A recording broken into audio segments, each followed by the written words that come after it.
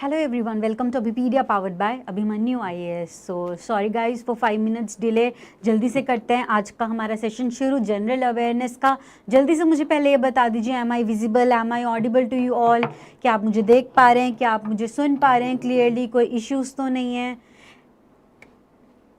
अगर stream create की हुई है गाइस तो मतलब है क्लास होनी ही होनी है. डोंट वरी अबाउट इट कि शायद क्लास बीच में कैंसिल होने वाली है. बहुत ही रेयर सर्कमस्टांसेस हो सकते हैं कि हमने स्ट्रीम क्रिएट की है और फिर भी क्लास ना हो. ठीक है, इसी आज कुछ इश्यूज़ के कारण कि स्टार्ट नहीं कर पाए और सब सिस्टम स्टार्ट करना पड़ा वापस, इसके कारण हो गया ये डिले. ओके गाइस, तो जल्दी से आज के हम जनरल अवेयरनेस के जो क्वेश्चंस हैं उन्हें सॉल्व करने वाले हैं. तो मेरे साथ में बने रहिएगा और फटाफट से क्वेश्चन सॉल्व करना ताकि आपको पता चले कि कहाँ कहाँ पे आप लोग इन क्वेश्चंस के थ्रू लाए करते हैं. ठीक है, सारे सब्जेक्ट से रिगार्डिंग हम ये क्वेश्चन सॉल्व करेंगे और ये जनरल अवेयरनेस की लास्ट होएगी. इसके बाद जो आज 4:30 वाली होती है ना, उसमें आपने करंट अफेयर्स करने हैं. ठीक है, तो जल्दी से इस सेशन को फटाफट से शेयर कर दो अपने भाई बंधु दोस्त सबके साथ जो जो इंटरेस्टेड हैं जनरल अवेयरनेस से रिलेटेड चीज़ों को सॉल्व करने में, है ना, ताकि वो भी फटाफट से आंसर्स दें और आपको भी कंपटीशन लगे और यहाँ पे थोड़ी चैट भी भरी भरी लगे ना, ताकि आप सब लोग भी आपस में बात करो, कुछ आए निकल के आए, कुछ अच्छा डिस्कशन हो, कुछ अच्छी सी. जल्दी से इस सेशन को प्लीज़ शेयर कर दो और जो जो आना चाहते हैं फटाफट से इस क्लास को ज्वाइन कर लो जो डिले होने के कारण जा चुके हैं. तो हम करें आज की क्लास जो शुरू. हम इस सेशंस के अंदर जो हम ये सुपर सप्ताह की सीरीज़ चला रखी है, इसके अंदर हम कर रहे हैं कुछ क्वेश्चंस, कुछ वो क्वेश्चंस जो कि पहले एग्जाम्स में आए हैं, और ताकि आपको थोड़ा एक आइडिया मिल सके कि किस तरीके की चीज़ें एग्जाम्स में पूछी जाती है. राइट, क्योंकि क्या होता है हम बहुत बार क्या करते हैं, पढ़ते रहते हैं या फिर हमें कभी यही नहीं पता चलता कि यार ये टॉपिक तो मैंने पढ़ लिया पर इसमें से क्वेश्चन किस तरीके का आएगा. राइट, तो ये सुपर सप्ताह की सीरीज़ आपको उसी में हेल्प करने वाली है गाइस. ठीक है, एग्रेसिवो शर्मा हेलो जी, एंड बाकी सबको भी a very good evening, hello to everyone. चलो करते हैं आज की क्लास शुरू. देखते हैं हमारा पहला question. Which of the following nutrients, इनमें से कौन सा पोषक तत्व वो है जिसके अंदर मैक्सिमम एनर्जी पर ग्राम होती है. ठीक है, मैक्सिमम एनर्जी पर ग्राम होती है, यानी कि जिसके अंदर सबसे ज़्यादा ऊर्जा होती है कि अगर आप उसको लोगे तो उससे आपको सबसे ज़्यादा एनर्जी जो है वो मिलेगी. ठीक है, इन न्यूट्रिएंट्स में से आपको ये बताना है. ठीक है, आपके ऑप्शंस हैं ये रहे, विटामिन्स, प्रोटीन्स, फैट या रफेज. आपको क्या बताना है, किससे आपको मैक्सिमम एनर्जी मिलेगी, मैक्सिमम एनर्जी पर ग्राम, किससे आपको सबसे ज़्यादा एनर्जी पर ग्राम मिलेगी. सॉरी ये दिख नहीं रहा है सपोज, है ना. ठीक है, क्या बताना है आपको, मैक्स एनर्जी पर ग्राम. जल्दी से रिप्लाई करो इसका, जल्दी से रिप्लाई करो. यहाँ पे एक रिप्लाई आया है सिर्फ, एग्रेसिवो शर्मा ने किया है फैट, ओके, एंड पीयूष ने किया है बी. बाकी भी जल्दी से रिप्लाई करो यार, देख रहे हो जो सेशन, अपने अपने रिप्लाईज बताओ. सुनते हैं हम डेली लाइफ में विटामिन, प्रोटीन्स हैं, फैट्स हैं, है ना. तो आपको ये बताना है कि इनमें से कौन सा वो जो न्यूट्रिएंट है जिससे सबसे ज़्यादा एनर्जी मिलने वाली है. ठीक है, तो यहाँ पे बी और प्रोटीन आंसर आया है. देखिए सही आंसर है इसका फैट्स. ठीक है, fats is the correct answer. Fats is the one nutrient जिससे पर एनर्जी पर ग्राम सबसे ज़्यादा एनर्जी मिलती है. ठीक है, तो protein is not the correct answer. Okay, चलते हैं नेक्स्ट क्वेश्चन की तरफ. द ब्लड वेसल्स, आपने ये बताना, अगर आपने आज से पहले बचपन में पढ़ा होगा सर्कुलेटरी सिस्टम, तो सर्कुलेटरी सिस्टम के अंदर आपने ये बताना है, उसके अंदर कुछ ब्लड वेसल्स होती हैं, है ना, यानी कि कुछ रक्त ले जाने वाली रक्त वाहिकाएं, है ना. तो आपको ये बताना है कि उन ब्लड वेसल्स में से कौन सी वो ब्लड वेसल है जो कि खून को हार्ट से बाकी पार्ट्स ऑफ बॉडी में लेके जाती हैं, हार्ट से बाकी पार्ट्स ऑफ बॉडी के अंदर जो लेके जाती हैं वो कौन सी हैं. आइदर इट इज़, क्या है वो, आपके सामने ऑप्शन दे रहे, आर्टरीज, वेन्स, सेप्टम या कैपिलरीज. ऑप्शंस हैं आर्टरीज, वेन्स, सेप्टम या कैपिलरीज. आपको ये बताना है इसके अंदर. ठीक है, ये सब हम करेंगे जब हम साइंस के ऊपर आएंगे, तो हम इन सब चीज़ों को भी करेंगे. ठीक है, तो जल्दी से ये बताओ कि इनमें से कौन सी वो वेन, कौन सी वो हमारी जो ब्लड वेसल्स हैं जो कि खून को, हमारे खून को हार्ट से लेकर बाकी बॉडीज में सप्लाई करती हैं. ठीक है। तो यहाँ पे आंसर्स आ गए हैं, बहुत सारे लोगों ने आंसर दिया है वेन, आर्टरीज और आर्टरीज और वेन्स के अंदर से ऑप्शंस में से चूज किया है सबने सेप्टम और कैपिलरीज, किसी को नहीं लग रहा, ठीक है। तो सेप्टम वैसे भी नहीं बनता, septum is not even a blood vessel, right. But बाकी अगर हम बात करें जो आर्टरीज हैं, वेन्स हैं, कैपिलरीज हैं, तो करेक्ट आंसर इसका है आर्टरीज।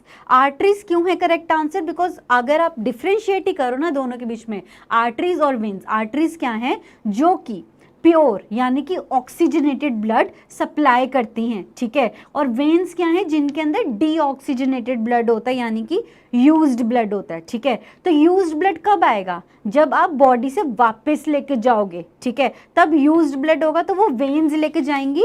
और जब आप अभी अनयूज्ड ब्लड जो जिसके अंदर की ऑक्सीजन है बहुत सारा भर भर के, तो वो आर्टरीज लेके जाएंगी, ठीक है। चलते हैं नेक्स्ट क्वेश्चन की तरफ। Third question, in which province of Pakistan, in which province of Pakistan is the site of ancient civilisation of Mohenjodaro. Mohenjodaro जो हमने इतनी बार सुना है, जिसके ऊपर मूवी भी आई थी, आपको ये बताना है कि पाकिस्तान के कौन से प्रोविंस के अंदर ये स्टेट है, कि कहाँ पे ये लोकेटेड है, ठीक है। ऑप्शंस ये रहे आपके सामने, बलूचिस्तान, सिंध, खैबर पख्तूनख्वा और पंजाब। पंजाब प्रोविंस, या इंडिया के पंजाब स्टेट की बात नहीं कर रहे हैं, ये पंजाब प्रोविंस ऑफ पाकिस्तान की बात कर रहे हैं, ठीक है।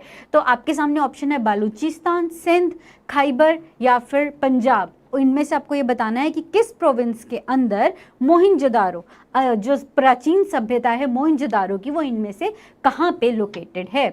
तो ऑप्शंस यहाँ पे आंसर्स आए हैं सिंध, बी सिंध, ओके। तो बिल्कुल आपने करेक्ट आंसर दिया है, Sindh is the correct answer. Mohenjodaro is one of the ancient civilisation जो कि इंडस वैली सिविलाइजेशन से बिलोंग करती है। और मोहिंजोदारो एक बहुत ही इंपॉर्टेंट साइट है उसकी, जहाँ पे से कि बहुत मेजर चीज़ें मिलती है, जैसे कि ग्रेट बाथ जो है मेजरली मोहिंजोदारो के अंदर से मिलती है ना। तो ये सब चीज़ें कहाँ पे लोकेटेड है? सिंध प्रोविंस ऑफ पंजाब में। बहुत बच्चों को ये भी कन्फ्यूजन होता है कभी कभी स्टार्टिंग में कि मोहिंजोदारो इंडिया के अंदर तो नहीं है, क्योंकि हम जब भी इंडस वैली सिविलाइजेशन पढ़ने लगते हैं हमेशा स्टार्टिंग में मोहिंजोदारो आता है, बट वहीं पे हमेशा साथ में भी लिखा होता है नाउ इन पाकिस्तान, ठीक है। तो Mohenjodaro is one such area of Indus Valley civilisation that is now in Pakistan, and Pakistan में कहाँ? सिंध प्रोविंस में, ठीक है। नेक्स्ट क्वेश्चन ये रहा आपकी स्क्रीन पर, बहुत ही ज्यादा सुना है ये तो हमने, कि एक गैस आपने वो बतानी है जिसको कि लाफिंग गैस, वो गैस जिसको कि सूंघने से आपको हंसी ही आती रहेगी, वो कौन सी गैस है, ठीक है। लाफिंग गैस इनमें से किसको कहा जाता है? Sulphur dioxide, nitrogen oxide, carbon dioxide या कार्बन मोनोऑक्साइड। ऑप्शंस हैं sulphur dioxide, nitrogen oxide, carbon dioxide या कार्बन मोनोऑक्साइड, ठीक है। आंसर्स आने शुरू हो गए हैं, बी और नाइट्रस ऑक्साइड अभी तक के आंसर्स आए हैं। अगर किसी और को कोई आंसर लगता है तो फटाफट से मुझे बताओ कि क्या लगता है आपको। लाफिंग गैस, आपको ये बताना है लाफिंग गैस कौन सी गैस को कहा जाता है। तो बी और नाइट्रस ऑक्साइड यहाँ पे ऑप्शंस आए हैं, नाइट्रोजन ऑक्साइड, राइट। तो बिल्कुल आप लोगों ने सही आंसर दिया, nitrogen oxide is the correct answer. बिल्कुल लाफिंग गैस जो है वो नाइट्रोजन ऑक्साइड को ही कहा जाता है। चलते हैं हमारे नेक्स्ट क्वेश्चन की तरफ। फिफ्थ क्वेश्चन, इसमें आपको ये बताना है इस क्वेश्चन के अंदर कि जो प्राइम मिनिस्टर और सारे मिनिस्टर्स हैं यूनियन के, यानी कि केंद्र के सारे मंत्री इंक्लूडिंग प्रधानमंत्री, वो सारे किस आर्टिकल ऑफ कॉन्स्टिट्यूशन के अंदर अपॉइंट किए जाते हैं? किस आर्टिकल ऑफ कॉन्स्टिट्यूशन के अंदर सारे के सारे केंद्रीय मंत्री और प्रधानमंत्री यानी कि ministers as well as prime minister को अपॉइंट किया जाता है? और ऑप्शंस दे रहे हैं आपके सामने 70, 79, 75 और 85। आपको इनमें से आर्टिकल का नंबर बताना है। देखो हमने लास्ट 2 सेशंस भी किए, तब भी हमने देखा कि आर्टिकल्स बार बार पूछे जाते हैं, ठीक है। तो ये चीज़ ध्यान रखना कि आर्टिकल्स को बहुत ध्यान से याद करना है एसएससी सीपीओ के लिए, ठीक है, क्योंकि आर्टिकल्स के ऊपर बहुत क्वेश्चंस आते हैं। एटलीस्ट हर एक एग्जाम के अंदर 1 या 2 क्वेश्चंस तो आर्टिकल पे आना ही आना है, ठीक है। तो ध्यान से इस आर्टिकल्स को याद रखना। अगर आपको याद करने में दिक्कत आती है तो कोई ट्रिक्स सीखो, कोई ट्रिक्स अपनी बनाओ, क्योंकि किसी और की सीखी हुई ट्रिक्स बहुत टाइम तक याद नहीं रहती हैं, ठीक है। अपनी ट्रिक्स बनाओ, किस तरीके से आपको याद रखा जा सकता है ना, और उनको समझने की थोड़ा कोशिश करो, थोड़ा सीक्वेंस को, ठीक है। तो उससे आपको ज़्यादा देर तक याद याद रहेगा। तो इसका सही आंसर है, जिन्होंने दिया उनको मैं बता देना चाहती हूँ, correct answer is C, article 75। Article 75 is the correct answer. It is the one जिसके अंदर प्राइम मिनिस्टर सारे के सारे मिनिस्टर्स को अपॉइंट किया जाता है। सी इज द करेक्ट आंसर, ठीक है। तो जिन्होंने 75 लिखा था या सी आंसर दिया था वो बिल्कुल सही दिया था, ठीक है।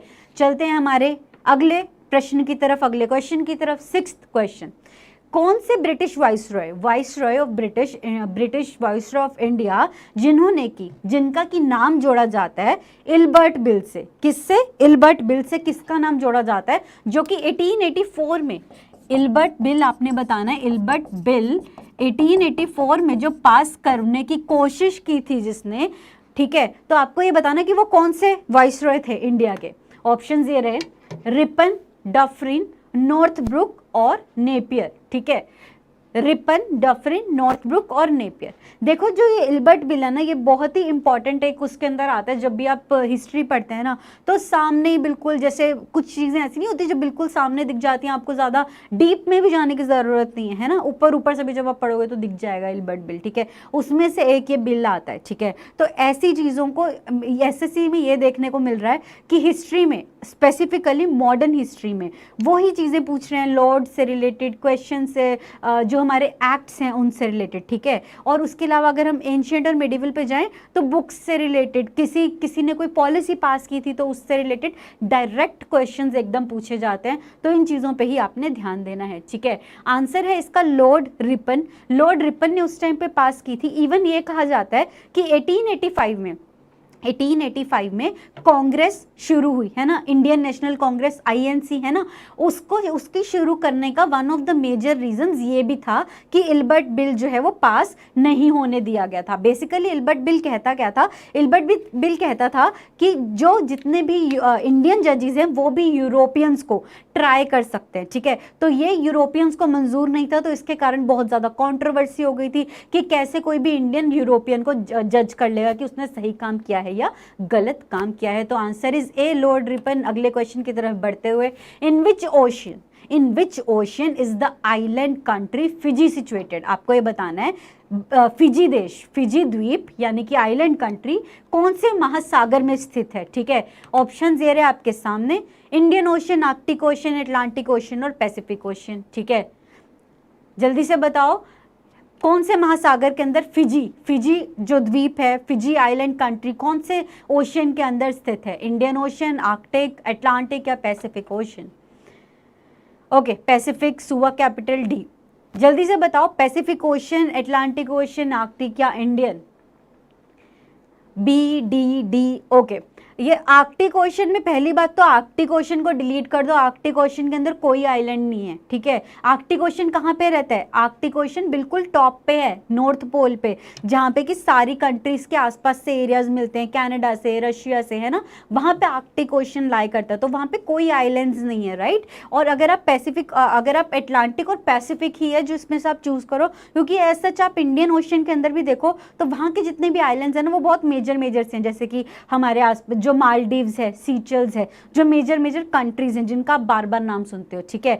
तो ऑप्शंस आप तो या तो सी या डी में से ही मार्क करो, और तो कोई मैं आपको देती ही नहीं, ठीक है।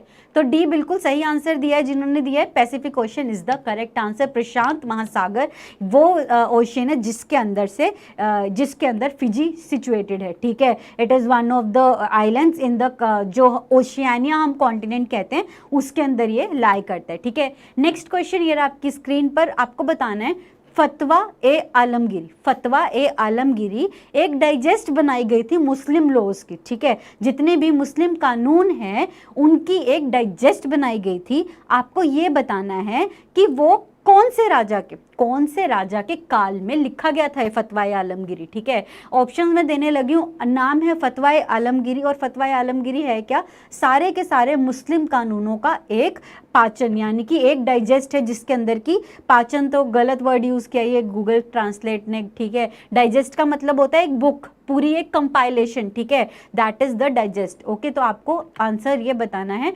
नादिर शाह, औरंगजेब, टीपू सुल्तान या फिर फिरोज शाह तुगलक। आपके सामने सारे के सारे ऑप्शन दिए गए हैं, नादिर शाह, औरंगजेब, टीपू सुल्तान या फिर फिरोज शाह तुगलक। क्वेश्चन था आपका फतवा ए आलमगिरी, ठीक है, फतवा ए आलमगिरी इनमें से कौन से राजा ने एक कंपाइल किया था जिसके अंदर के सारे मुस्लिम कानून एक साथ लिखे गए थे, ठीक है।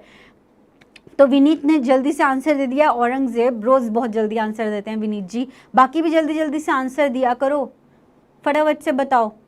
और अगर सेशन अच्छा लग रहा है ना तो और आपको लग रहा है कि हाँ कुछ क्वेश्चंस नए नए से सीखने को मिल रहा है तो अपने दोस्तों से भी शेयर कर देना, ठीक है। और यहाँ पे आए हैं option D, B, B, B और फिरोज शाह, ठीक है। तो आंसर है इसका B, Aurangzeb is the correct answer, ठीक है। औरंगजेब इसका सही आंसर है। औरंगजेब था जिसने कि सारे के सारे मुस्लिम कानूनों को एक इकट्ठा करके, ये फतवा ए आलमगिरी को इकट्ठा करके एक डाइजेस्ट बनाया था, पूरी एक बुक इकट्ठी की थी, ठीक है। ओके चलते हैं हम नेक्स्ट क्वेश्चन की तरफ। Which of the following rivers, इनमें से कौन सी नदी की ओरिजिन यानी कि किस नदी का उद्गम महाबलेश्वर में है। महाबलेश्वर जो कि महाराष्ट्र में लाई करता है, आपको ये बताना है कि वो महाबलेश्वर से इनमें से कौन सी नदी निकलती है, ठीक है। आप ऑप्शंस में आपको दे रही हूँ, आपको ओरिजिन बताना है इनमें से किस रिवर का ओरिजिन है महाबलेश्वर से, ठीक है। ऑप्शंस हैं कावेरी, नर्मदा, तापी और कृष्णा। और विनीत जी ने बिना ऑप्शन दिए ही आंसर दे दिया है कृष्णा। और अनिल जी या तो आप पीछे चल रहे हैं या बिना ऑप्शन दिए ही ऑप्शन मार्क कर रहे हैं, बताओ आप क्या कर रहे हैं, ठीक है। और अनिल मनोज जी ने आंसर दिया है डी, उन्होंने भी कृष्णा ही कहा है। बाकी सब कोई और आंसर मार्क करना चाहता है, कावेरी, नर्मदा, तप्ती और कृष्णा। ऑप्शंस देख के तो बहुत ईजी हो गया इसको मार्क करना, है ना। ऑप्शन देख के तो और ज़्यादा आसान हो गया मार्क करना, क्योंकि कावेरी कहाँ पे लाई करती है, बिल्कुल नीचे लाई करती है। और नर्मदा और तापी जो है वो सतपुरा रेंजेस ऑलमोस्ट में से ओरिजिनेट होती है ना। तो ठीक है, आंसर है इसका डी, कृष्णा रिवर, बिल्कुल सही जिन्होंने दिया, सही answer. Next question, 10th question, आपने ये बताना है कि तीसरी शताब्दी यानी कि 3rd सेंचुरी के अंदर वकाटक वंश यानी कि वकाटका डायनेस्टी को फाउंडर कौन थे, किन्होंने ये वकाटका डायनेस्टी शुरू की थी 3rd सेंचुरी के अंदर, ठीक है। क्वेश्चन ऑप्शन दे रहे हैं आपकी स्क्रीन पर। ऑप्शन है नागभट्ट, विंध्य शक्ति, प्रवरसेना और रुद्रसेन, ठीक है। प्रवरसेन, रुद्रसेन, विंध्य शक्ति, नागभट्ट। आंसर आपको बताना है इसका, क्या बताना है कि वकाटक डायनेस्टी, वकाटक वंश इनमें से कौन से रूलर ने शुरू किया था, ठीक है, ये आपको बताना है इसका। तो जल्दी जल्दी से बता दो, वकाटक डायनेस्टी 3rd सेंचुरी के अंदर इनमें से कौन से रूलर ने शुरू की थी वकाटक डायनेस्टी 3rd सेंचुरी के अंदर।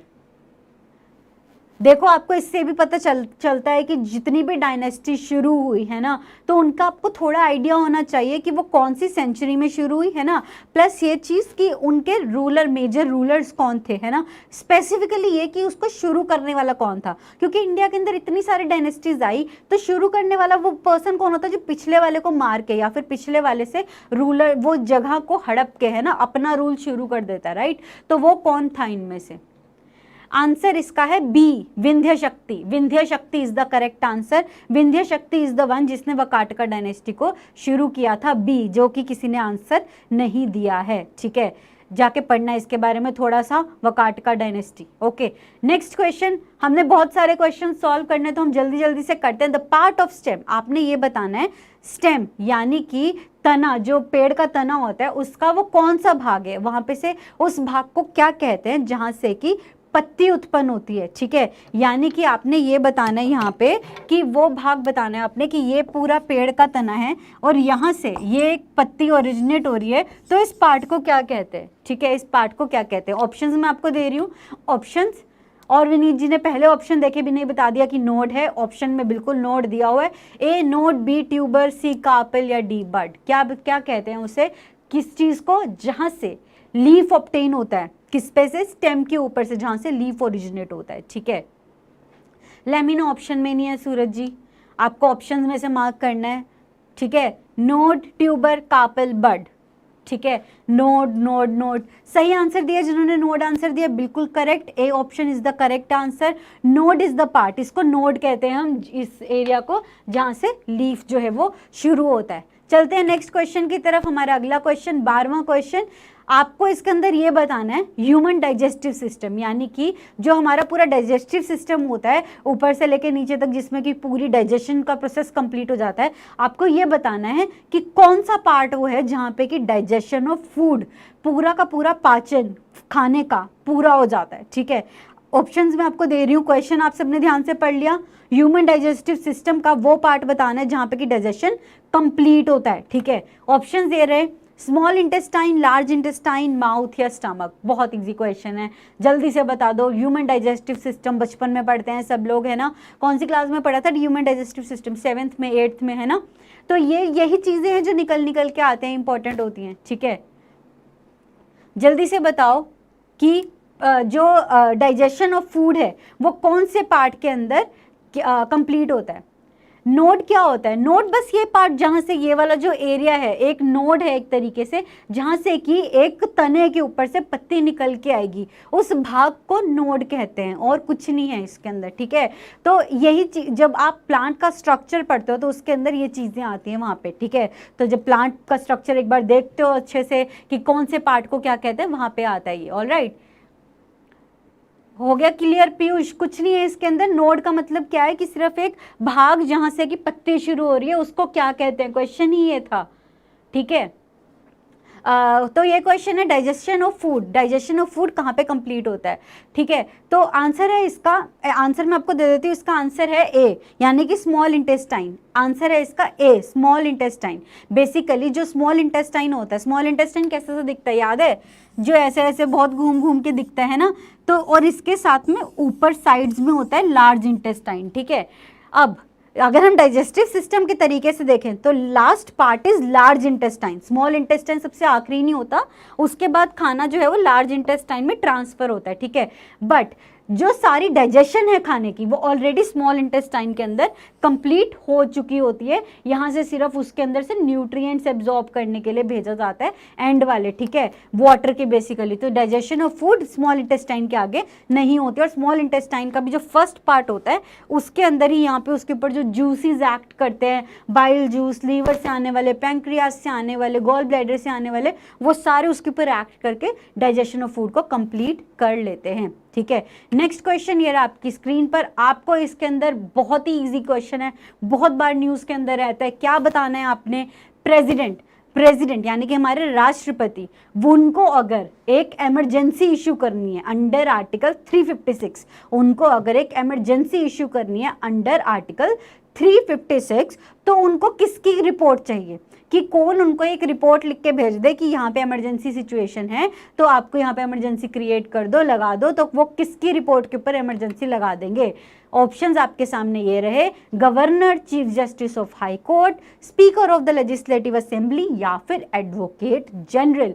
कौन है इनमें से एक स्टेट का अधिकारी जिसको, जो कि अगर लिख के दे देगा तो प्रेसिडेंट वहां पे इमरजेंसी लगा देंगे, यानी कि आपातकालीन स्थिति आ गई है उस स्टेट के अंदर, ये वो घोषित कर देंगे। ठीक है, बड़े जल्दी से आंसर्स आए हैं यहाँ पे। गवर्नर ए, गवर्नर ए, बिल्कुल सही। जिन्होंने इतनी जल्दी से आंसर दिया, सही आंसर दिया है, a governor is the correct answer. यानी कि उस राज्य का राज्यपाल, जो राज्यपाल है, अगर वो लिख के भेज देगा राष्ट्रपति को कि ये स्टेट जो है वो कॉन्स्टिट्यूशन के हिसाब से नहीं चल रही है, बहुत गंदे तरीके से इन्होंने अपना सिस्टम चला रखा है, तो यहाँ पे इमरजेंसी तुम लगा दो आर्टिकल 356 के अंडर, तो प्रेसिडेंट जो है वो लगा देगा इमरजेंसी को। ठीक है, चलते हैं नेक्स्ट क्वेश्चन की तरफ। अगला क्वेश्चन 14th क्वेश्चन, आपने ये बताना है इनमें से, जो आपको आगे ऑप्शंस मिलने वाले हैं, आपको इसमें से ये बताना है कि कौन सा इनमें से एक फाइबर है। फाइबर एक कौन सा ऐसा है जो कि नेचुरली नहीं मिलता है, यानी कि वो उगाया नहीं जाता है, बट मैन मेड है, यानी कि इंसान ने उसे बनाया है, वो पहले एग्जिस्ट नहीं करता था। ऑप्शंस मैं आपको देने लगी हूँ, ये रहे स्क्रीन पर, टेरिलीन, वूल, फ्लैक्स और जूट। टेरिलीन, वूल, फ्लैक्स और जूट। ठीक है, आपको बताना है कि इन चारों में से कौन सा वो है जो कि नेचुरली अकर नहीं करता है बट इंसान ने बनाया है, मैन मेड है। ठीक है, जल्दी से बताओ, टेरिलीन, वूल, फ्लैक्स और जूट। टेरिलीन, ओके, बाकी भी जल्दी से बता दो। वैसे भी टेरिलीन का नाम एक बहुत ही इम्पॉर्टेंट सा एक कंपाउंड है जिसके बारे में, जिसको बहुत आजकल बैन करने के ऊपर बात करते हैं ना हम, क्या काफ़ी जगह पर तो बैन कर भी चुके हैं। उसका नाम उससे मिलता जुलता है, किससे? टेरिलीन का, पॉलीथीन से, है ना, पॉलीथीन से नहीं मिल रहा है इसका नाम, है ना। तो यही है वो जो कि मैन मेड है, जिसको कि इंसानों ने बनाया है, एक मटेरियल है जो कि जिसकी की स्ट्रेंथ बहुत अच्छी है, जिसको कि जो कि मैन मेड है, ठीक है। जूट बिल्कुल मैन मेड नहीं है, जिसने ऑप्शन लिखा था जूट, जूट जो है वो एक नेचुरली अकरिंग फाइबर है, ठीक है। नेक्स्ट ऑप्शन, नेक्स्ट क्वेश्चन ये रहा आपकी स्क्रीन पर। आपको इसके अंदर ये बताना है कि जितना भी लिविंग सेल के अंदर जितना भी कंटेंट होता है, ठीक है, जिसमें कि साइटोप्लाज्म और न्यूक्लियस आता है, ठीक है, तो इन दोनों को मिलके क्या कहा जाता है, ठीक है। आपको ये बताना है न्यूक्लियस प्लस साइटोप्लाज्म को मिला के क्या कहा जाता है, जिसको कि हम इन जनरल ये भी कह सकते हैं कि जो कि एक लिविंग सेल का सारा कंटेंट अपने अंदर समेटे हुए, ठीक है। ऑप्शन ये रहे आपके सामने, माइटोकॉन्ड्रिया, लाइसोसोम्स, प्रोटोप्लाज्म या फिर सेल मेम्ब्रेन, ठीक है। माइटोकॉन्ड्रिया, लाइसोसोम्स, प्रोटोप्लाज्म या फिर सेल मेम्ब्रेन। आंसर आपको इसका बताना है। आपको बेसिकली ये बताना है कि जो हमारा क्वेश्चन क्या था कि जो साइटोप्लाज्म है प्लस जो न्यूक्लियस है, इन दोनों को मिला के क्या कहा जाता है, ठीक है। जो सेल मेम्ब्रेन है, जो आंसर दे रहे हैं सेल मेम्ब्रेन, सेल मेम्ब्रेन क्या होता है, ठीक है, सेल मेम्ब्रेन होता है बाहर वाली लेयर, यानी कि बाहरी परत, है ना। तो वो दोनों वो अलग ही लेयर है बिल्कुल एकदम। सेल मेम्ब्रेन यानी कि अगर ये हम प्लांट सेल लें तो जो ये बाहर वाली लेयर है, और एनिमल सेल लें तो जो ये बाहर की लेयर है, इसको हम कहते हैं सेल मेम्ब्रेन। आपको ये बताना है कि जो लिविंग कंटेंट है, अंदर का जो लिविंग कंटेंट है, यानी कि साइटोप्लाज्म और न्यूक्लियस, उनको मिला के क्या कहा जाता है, ठीक है। तो माइटोकॉन्ड्रिया भी एक अलग पार्ट है, ठीक है। मैं आपको इसके अंदर एक ये माइटोकॉन्ड्रिया अलग पार्ट है, लाइसोसोम्स अलग पार्ट है, सेल मेम्ब्रेन अलग पार्ट है। ऑप्शन रह गया प्रोटोप्लाज्म, ठीक है। प्रोटोप्लाज्म कहा जाता है जिसका जो सारा लिविंग कंटेंट है उसको मिला के। Answer is correct, answer is C, C यानी कि प्रोटोप्लाज्म, जिसका कि मतलब है living content of the cell, यानी कि जो साइटोप्लाज्म और न्यूक्लियस है, जिसके बेसिस पे हम ये कह सकते हैं कि इंसान जिंदा है या फिर कोई भी एक ऑर्गेनिज्म है वो लिविंग है, ठीक है, उसको हम कहते हैं प्रोटोप्लाज्म। ओके, नेक्स्ट क्वेश्चन ये रहा आपकी स्क्रीन पर, बहुत मतलब हिस्ट्री का, मॉडर्न हिस्ट्री का मेजर क्वेश्चन। ये तो मुझे लगता है आप सबको बिना ऑप्शन के बताना चाहिए कि कौन सा वो लीडर है इंडिया की फ्रीडम मूवमेंट का जिसको कि grand old man of India कहा जाता है। Grand old man of India इनमें से किसे कहा जाता है? इंडियन फ्रीडम स्ट्रगल मूवमेंट का grand old man of India किसे कहा जाता है? और मुझे बिल्कुल उम्मीद थी विनीत ने बिल्कुल बता दी जल्दी से। दादा भाई नेहरू जी, बाकी भी कोई बता दो, क्या इसने सही बताया है, विनीत जी ने सही बताया है कि नहीं बताया है? तो ऑप्शंस मैं आपको देने लगी हूँ, जिनको थोड़ा डाउट है वो यहाँ पे देख के बता दो। मौलाना अबुल कलाम आज़ाद, बाल गंगाधर तिलक, लाला लाजपत राय या फिर दादा भाई नौरोजी। ठीक है, वल्लभ भाई पटेल। वल्लभ भाई पटेल ऑप्शन में ही नहीं है कंवरपाल सिंह जी। लो, तुम्हारा जो आपने बताया वो तो निकल गया। ठीक है, बाकी अब जो ऑप्शंस में रहेगी उनसे बताओ। Grand old man of India किसे कहा जाता है?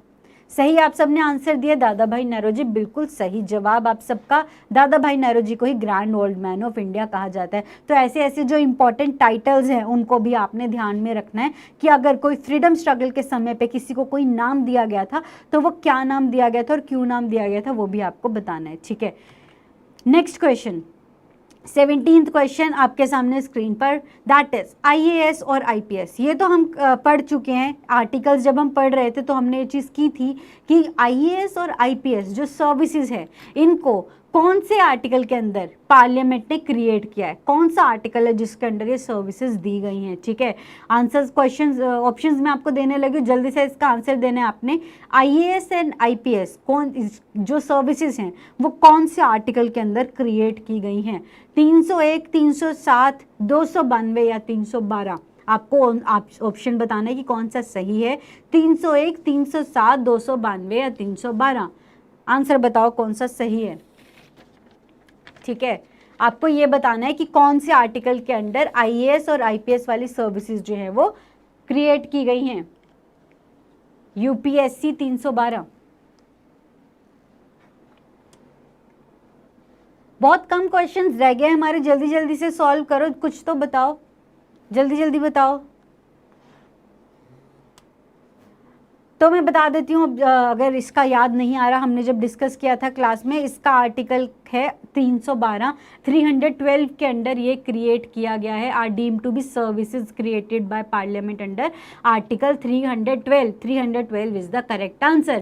Question number 18, next question human geography से क्वेश्चन है, आपको ये बताना है demographic transition theory. Demographic transition theory के मुताबिक तीसरी स्टेज यानी कि थर्ड स्टेज जो है उसके अंदर क्या होता है। एक डेमोग्राफिक ट्रांजिशन थ्योरी आती है ह्यूमन ज्योग्राफी में, आपको ये बताना है उसके अंदर एनसीईआरटी के मुताबिक देयर आर 3 स्टेजेस, ठीक है। नॉर्मल बुक्स के अंदर कहीं पे अगर आप ऑनलाइन सर्च करोगे तो 4 या 5 भी दी होती है, तो एनसीईआरटी के हिसाब से अगर हम चलें तो देखें तो 3 स्टेजेस वो कहते हैं डेमोग्राफिक ट्रांजिशन थ्योरी में होती हैं।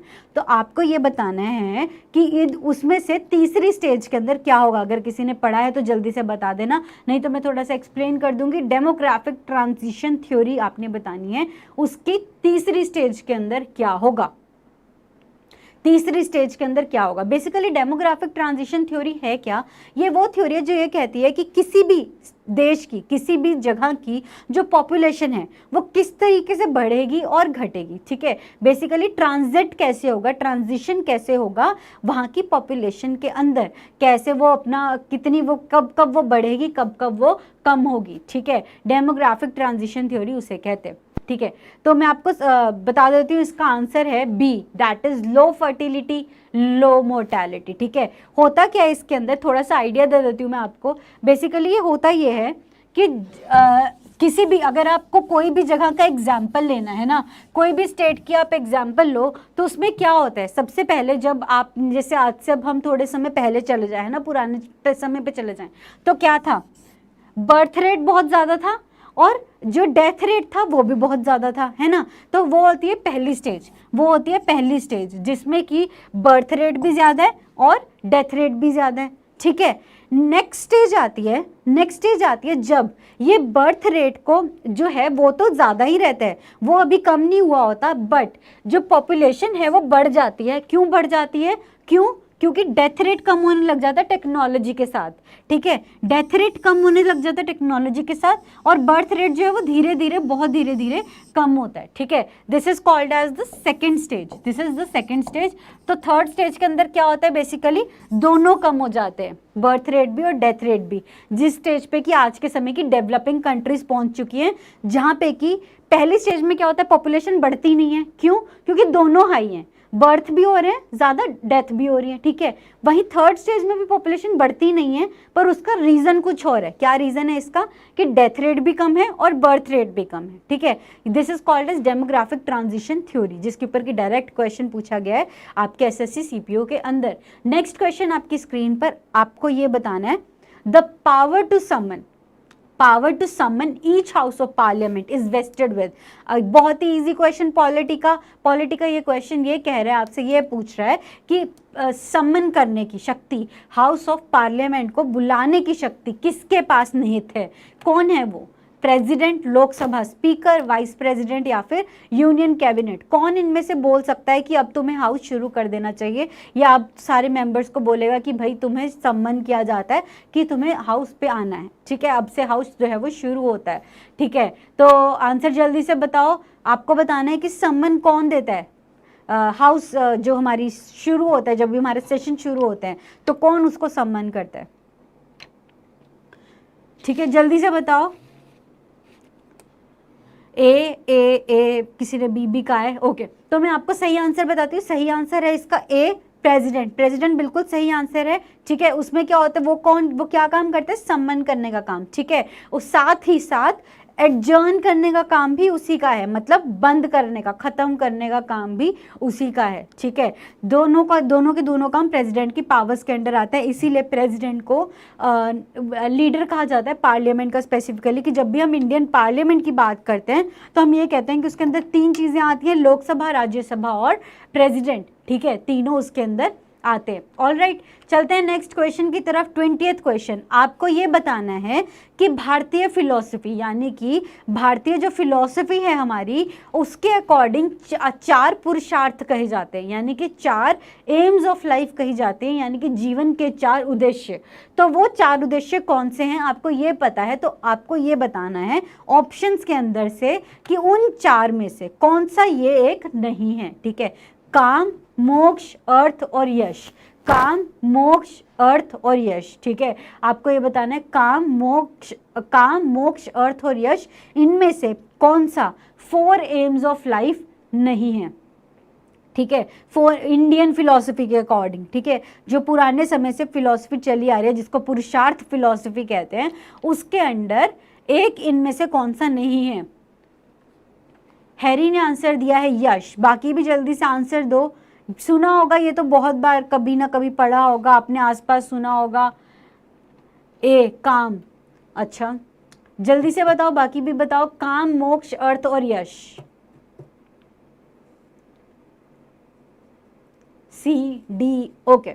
तो मैं बता देती हूँ इसका आंसर क्या है सही। इसका सही आंसर है क्वेश्चन का डी, दैट इज यश। यश उनमें से एक नहीं है। ठीक है, चौथा क्या होता है, कर्म। कर्म, काम, मोक्ष, अर्थ। ठीक है, कर्म मतलब वर्क, काम मतलब रूटीन की जो लाइफ है आपकी, मोक्ष मतलब अटेनमेंट ऑफ पीस और अर्थ मतलब पैसे कमाना। ठीक है, दीज आर द 4 थिंग्स जो कि ये कहा जाता है कि they are the aims of a person life according to Indian philosophy. ठीक है, नेक्स्ट क्वेश्चन, 21st क्वेश्चन ये रहा आपकी स्क्रीन पर। आपको ये बताना है 7th या 8th क्लास की एक साइंस की बुक है, उसके अंदर ये जो साइंस की बुक आते हैं उसके अंदर ये दिया होता है कि वेलोसिटी टाइम ग्राफ जो है उसके अंदर जो एरिया आएगा कर्व के अंदर, क्या क्वेश्चन क्या है कि वेलोसिटी टाइम ग्राफ है। ठीक है, वेलोसिटी टाइम ग्राफ है, तो इसके अंदर मान लो कि ये ग्राफ बना है। ठीक है, कुछ भी ग्राफ बना है, तो आपको ये बताना है कि उसके अंडर का जो ये एरिया होगा ग्राफ के, वो क्या रिप्रेजेंट करेगा। ठीक है, क्वेश्चंस दे रही हूँ मैं आपको, ऑप्शंस दे रही हूँ आपको, क्या है, स्पीड, डिस्प्लेसमेंट, वेलोसिटी और एक्सेलरेशन। स्पीड, डिस्प्लेसमेंट, वेलोसिटी और एक्सेलरेशन, आपको ये बताना है कि वो क्या देगा। ठीक है, क्वेश्चन नंबर 21, आपको ये बताना है कि वेलोसिटी टाइम ग्राफ क्या देगा, स्पीड, डिस्प्लेसमेंट, वेलोसिटी और एक्सेलरेशन में से। वेलोसिटी टाइम ग्राफ याद है साइंस किसी को? Velocity time graph, question number 21, जल्दी से याद करके बताओ। वेलोसिटी टाइम ग्राफ, जिसने स्पीड आंसर दिया मैं पहले बता देती हूँ, स्पीड तो बिल्कुल नहीं है, क्योंकि स्पीड वेलोसिटी को ही कहते हैं। मतलब जब वेलोसिटी का ही हम मैग्नीट्यूड तय कर देते हैं, जब हम वेलोसिटी का ही मैग्नीट्यूड बता देते हैं, जब हम स्पीड का मैग्नीट्यूड बता देते हैं बेसिकली, तो उससे हमारे पास वेलोसिटी आ जाती है। ठीक है, तो आपको बाकी ऑप्शन में से बताना है क्या सही है। ठीक है, डिस्प्लेसमेंट खुद वेलोसिटी ही बताएगा कि इससे नीचे वाला जो एरिया वो वेलोसिटी को ही बताएगा, या फिर एक्सेलरेशन बताएगा। ठीक है, जल्दी से बताओ आंसर। इसका आंसर्स आ गया वैसे यहाँ पे मेरे पास, क्या क्या आए हैं, डिस्प्लेसमेंट आया है, डिस्प्लेसमेंट है मोस्टली का। ठीक है, तो आंसर इसका सही है बिल्कुल, displacement is the correct answer. Velocity divided by time is displacement. ठीक है, तो इसलिए इसका सही आंसर बिल्कुल डिस्प्लेसमेंट ही है। ठीक है, correct answer is B, displacement. Okay, next question, which is pyrolusite. Pyrolusite आपको ये बताना है कि इनमें से कौन से मिनरल का ओर है। ठीक है, आपको ये बताना है पायरोल्यूसाइट इनमें से कौन से मिनरल का एक ओर है। ठीक है, ओर क्या होता है, ऑप्शंस मैं आपको दे रही हूँ, क्वेश्चन है पायरोल्यूसाइट, आपको बताना है, ऑप्शंस बताने शुरू करो। ठीक है, और बेसिकली क्या होता है, और वो मिनरल होता है, और वो वाला मिनरल होता है जिसके अंदर वो वाला जो ये मेटल या नॉन मेटल है या एलिमेंट है वो पाया जाता है, और आप उससे उसे एक्सट्रैक्ट भी कर सकते हो। यानी कि ये पॉसिबल है, ये फिजिबल है आज के प्रोसेसेस के हिसाब से, कि आप चाहो तो उसके अंदर से वो वाला जो मेटल एलिमेंट है उसे वो निकाल सकते हो। ठीक है, पायरोल्यूसाइट अब आपने बताना है कि इनमें से कौन से एलिमेंट का ओर है, मैंगनीज, क्रोमियम, टाइटेनियम या यूरेनियम। मैंगनीज, क्रोमियम, टाइटेनियम या यूरेनियम। तो आंसर्स आए हैं मेरे पास मैंगनीज, यूरेनियम, मैंगनीज, यूरेनियम और मैंगनीज, ठीक है। मैंगनीज और यूरेनियम के बीच में यहाँ पे कंफ्यूजन चल रही है। जल्दी से बाकी लोग भी अगर कोई बता रहा है तो वो बताओ, ठीक है। मैं बता देती हूँ इसका आंसर क्या है। इसका आंसर है ए, मैंगनीज। जो बेसिकली पायरोलिसाइट के अंदर मेजर जो प्रेजेंट होता है that is manganese dioxide. Manganese dioxide पूरा प्रेजेंट होता है इसके अंदर, तो option A is the correct answer, manganese. Okay, next question आपकी स्क्रीन पर। आपको ये बताना है कि ये जो मैं आपको आगे लिस्ट देने वाली हूँ, जो मैं आपको क्वेश्चन ऑप्शंस देने वाली हूँ, आपको ये देख के उसमें से डिसाइड करना है कि उनमें से अगर आप पीरियोडिक टेबल ऑफ एलिमेंट देखेंगे तो सबसे पहला कौन सा उसमें से एलिमेंट आएगा, ठीक है। अगर आप पीरियोडिक टेबल देखते हैं, उठाते हैं, पीरियोडिक टेबल उठाते हैं, तो इनमें से कौन सा एलिमेंट उसमें से सबसे पहले आएगा। बहुत ही इजी क्वेश्चन है ये। सोडियम, नियॉन, पोटेशियम और सिलिकॉन। सोडियम, नियॉन, पोटेशियम और सिलिकॉन, पहले सबसे पहले कौन सा आएगा। बेसिकली अगर आपको इनका एटॉमिक नंबर थोड़ा थोड़ा याद है, कभी सुना है, एटॉमिक नंबर याद होगा अगर इनका, तो बड़ी जल्दी से क्वेश्चन हो जाएगा। जल्दी जल्दी से बताओ। आपको क्वेश्चन के अंदर आंसर ये देना है कि मॉडर्न पीरियोडिक टेबल जो है उसके अंदर कुछ एलिमेंट्स लिखे गए हैं, तो उसके हिसाब से सबसे पहले फर्स्ट एलिमेंट कौन सा आएगा इनमें से। सोडियम, नियॉन, पोटेशियम और सिलिकॉन, ठीक है। तो नियॉन, सी, डी और बी ऑप्शंस आए हैं यहाँ पे। बाकी भी अगर कोई देना चाहते जल्दी से दे दो। सोडियम, नियॉन, पोटेशियम और सिलिकॉन, ठीक है। अब मैं एक एक करके इनका अगर याद है, आपको कोई याद है इनके एटॉमिक नंबर्स याद है किसी को?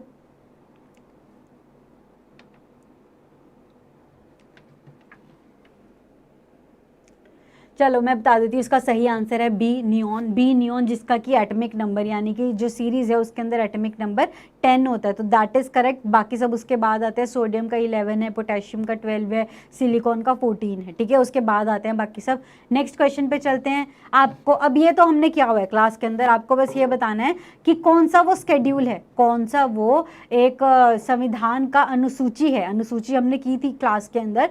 ये बताना है कि कौन से जो फर्स्ट अमेंडमेंट थी उसके थ्रू कौन सी सूची ऐड की गई थी हमारे कॉन्स्टिट्यूशन के अंदर, कौन सी सूची ऐड की गई थी हमारे कॉन्स्टिट्यूशन के अंदर, ठीक है। ऑप्शन ये रहे आपकी स्क्रीन पर, 8th, 9th, 10th, 7th, ठीक है। Basically 7th, 8th, 9th, 10th 4 option है आपके पास। आपको ये बताना है कि इन चारों में से 7th, 8th, 9th, 10th में से कौन सी सूची जो है वो कौन सी अमेंडमेंट, फर्स्ट अमेंडमेंट जो बिल्कुल पहली अमेंडमेंट हुई थी उससे कौन सी एक सूची ऐड की गई थी हमारे कॉन्स्टिट्यूशन के अंदर। आपको ये बताना है फर्स्ट अमेंडमेंट के साथ, ठीक है। एक आंसर दिया है मुझे अभी तक, सिर्फ हैरी ने दिया है 7th स्केड्यूल। बाकी भी दे दो यार जल्दी से, बताओ कौन सी जो सूची है, कौन सी स्केड्यूल। ये तो क्लास में किया हुआ है, जिन्होंने क्लास सुनी है वो तो जल्दी से बता दो। क्लास स्केड्यूल्स की हमने की थी, राइट। उसके अंदर हमने की थी स्केड्यूल्स एक एक करके, और मैंने उसमें बताया था कि ये वाले स्केड्यूल जो हैं पहले से थे कॉन्स्टिट्यूशन में, और ये वाले ऐड करने शुरू किए, और जब बिल्कुल पहली अमेंडमेंट हुई उसी के साथ वो ऐड कर दिया गया स्केड्यूल।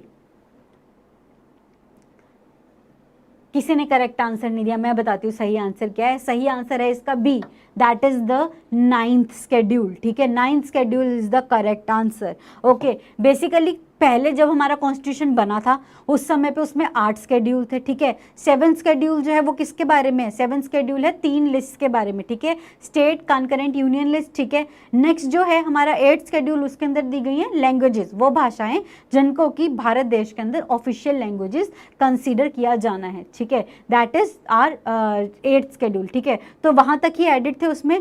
जब हमारा कॉन्स्टिट्यूशन शुरू ही हुआ तब उन्हें लगा कि हमें एक और स्केड्यूल ऐड कर देना चाहिए। वो स्केड्यूल के अंदर रखा क्या गया, 9वां स्केड्यूल यानी कि 9th स्केड्यूल ऐड किया गया, और उसके अंदर रखा क्या गया, कुछ ऐसी चीज़ें, कुछ ऐसे लॉज जो कि पार्लियामेंट को नज़रों से बचा के रखने थे। किसकी, जुडिशरी की। ये बात की थी हमने क्लास में, है ना, कि जुडिशरी की नज़रों से बचा के रखने के लिए कुछ लॉज उसके अंदर रखने थे जिनके ऊपर के जुडिशरी क्वेश्चन नहीं उठा सकती। तो that was B, 9th schedule I added by the first amendment of the to the constitution of India. Okay, next question 25th question आपको ये बताना है।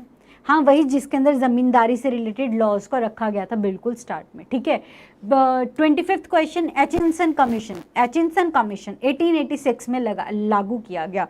तो आपको ये बताना है कि ये जो एचिंसन कमीशन लागू किया गया, इसको किस में रिफॉर्म के लिए लागू किया गया था, किस में रिफॉर्म लाना था, एचिनसन कमीशन ने, एचिनसन कमीशन 1886 में लाया गया, किस में रिफॉर्म के लिए लाया गया, ठीक है।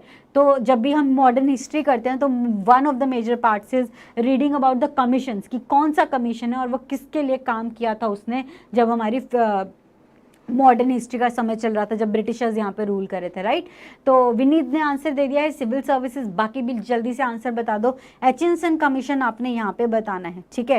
तो ये क्वेश्चन से आपको क्या पता चल रहा है, क्या पता चल रहा है कि जब आपने बुक उठानी है तो कौन सी वो चीज़ें जिसके ऊपर कि आपने अच्छे से उसको याद कर लेना है ना, ये आपको यहाँ से पता चलता है इन क्वेश्चन से, ओके। तो सिविल सर्विसेज DCC, ओके। तो आंसर है इसका सही सी, इंडियन सिविल सर्विसेज, ठीक है। एचिनसन कमीशन को 1886 में बिठाया गया इंडियन सिविल सर्विसेज में कुछ रिफॉर्म्स बताने के लिए, और जब भी आप इंडियन सिविल सर्विसेज के बारे में भी कहीं पे पढ़ते हैं तो वहाँ पे भी इसका नाम जो है वो आता है, ठीक है। नेक्स्ट क्वेश्चन 26th क्वेश्चन आपको ये बताना है, अंडर मौर्यन एडमिनिस्ट्रेशन, यानी कि मौर्य प्रशासन जब चल रहा था उस समय पे एक ऑफिसर होता था, ऑफिसर का नाम था सीताध्यक्ष, सीताध्यक्ष, ठीक है। तो वो किसको मैनेज करता था, सीताध्यक्ष जो था वो किसको मैनेज करने के लिए रखा गया था, ठीक है। आपको इसका आंसर ये बताना है, ओके। तो ये भी वही क्वेश्चन आ गया कि जब भी हम मौर्यन एडमिनिस्ट्रेशन पढ़ते हैं ना, हमारे देश में कितनी मेजर एडमिनिस्ट्रेशंस रही हैं जिनको कि आपको डिटेल में पढ़ना ही पढ़ना है ना। First is Mauryan, next is Guptas, next is Mughals, ठीक है। इन तीनों को तो आपने डिटेल में एडमिनिस्ट्रेशंस के बारे में पढ़ना है, ठीक है। अच्छे से देखना है कि क्या क्या वो चलाते थे, क्या क्या उसके अंदर था, कौन कौन से रूलर्स रहे, किस किस ने कुछ कुछ नई पॉलिसीज़ को शुरू किया, ठीक है। तो ये मौर्यन एडमिनिस्ट्रेशन के अंदर बहुत सारे उनका जो पूरा जो उनका मैनेजमेंट था वो पूरा बहुत अच्छे से लिखा गया था कि कौन किस तरीके से जाएगा, और वो किस में लिखा गया था, अर्थशास्त्र के अंदर, अर्थशास्त्र में लिखा गया था। अर्थशास्त्र क्या था, अर्थशास्त्र एक बुक थी जो कि चाणक्य ने लिखी थी, है ना। तो वो कौन था चाणक्य, उनका प्राइम मिनिस्टर मौर्यन एडमिनिस्ट्रेशन का, राइट। तो उसने एक बुक लिखी थी, क्या क्या लिखी थी उसने बुक, जिसके अंदर कि उसने सारी की सारी अर्थ नीति के बारे में लिखा था, अर्थशास्त्र, कि किस तरीके से पब्लिक एडमिनिस्ट्रेशन होनी चाहिए, किस तरीके से पॉलिटी चलनी चाहिए, क्या राजा के राइट्स हैं, क्या उसकी एथिक्स हैं, कि किस तरीके से उसे काम करना चाहिए, ये सब लिखा गया अर्थशास्त्र के अंदर। और आपके सामने ऑप्शंस है रॉयल हैरम्स, कस्टम्स, माइंस और एग्रीकल्चर। क्वेश्चन था सीता अध्यक्ष के बारे में आपने बताना है, तो आंसर आपने दिया है एग्रीकल्चर, डी कृषि, डी, ओके। बिल्कुल सही आप सबने आंसर दिया है, D agriculture is the correct answer, ठीक है। तो ऐसे ही हम साथ साथ में बात करते हैं तो आपको कुछ नया सीखने को मिलेगा, जिनको थोड़ी सी चीज़ें थी जो नहीं पता थी, है ना। जैसे कि आज आपने कुछ नया सीखा होगा, क्या डेमोग्राफिक ट्रांजिशन थ्योरी, एक नई चीज़ सीखी आपने, है ना।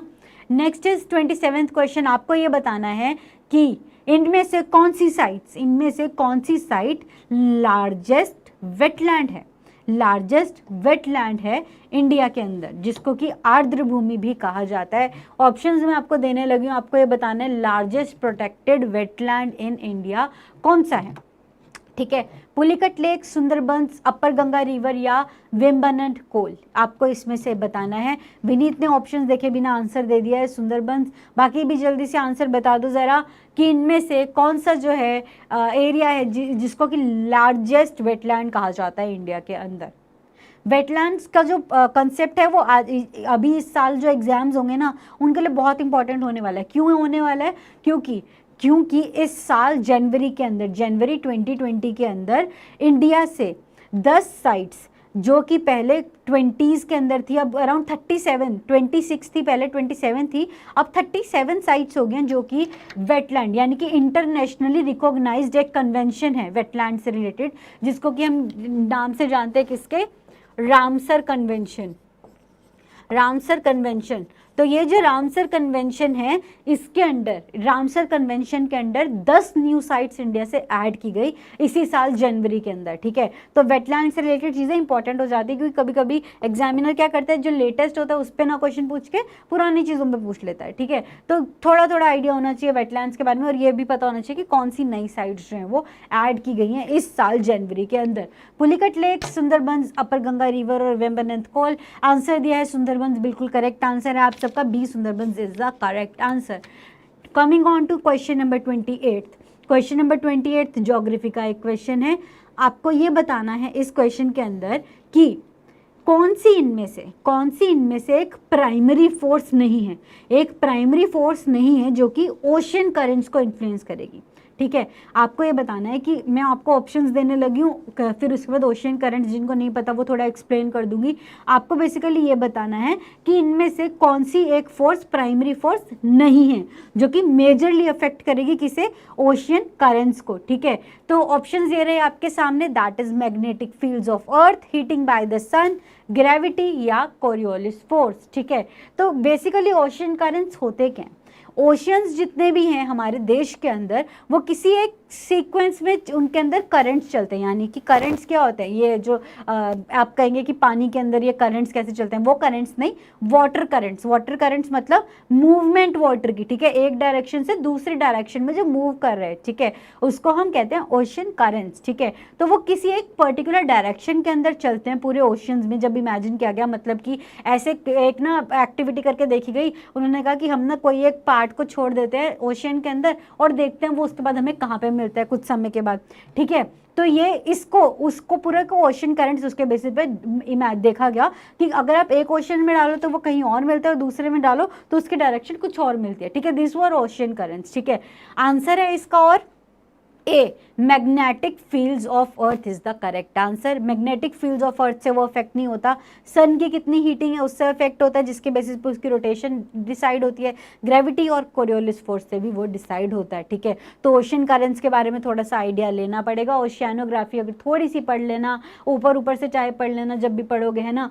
तो आज का सेशन हम यहीं पे समाप्त करते हैं, टाइम हो गया 4:25। 4:30 पे आपकी एक दूसरी क्लास शुरू होने वाली है करंट अफेयर्स की, यहीं पे बने रहिएगा। 5 मिनट के अंदर जल्दी से पानी वानी पी के आ जाओ करंट अफेयर्स की क्लास के लिए, और ताकि जल्दी से आप वो करंट अफेयर्स की से रिलेटेड कुछ नए नए क्वेश्चंस जो हैं वो सॉल्व कर सकें। Okay guys, take care all of you, have a great day.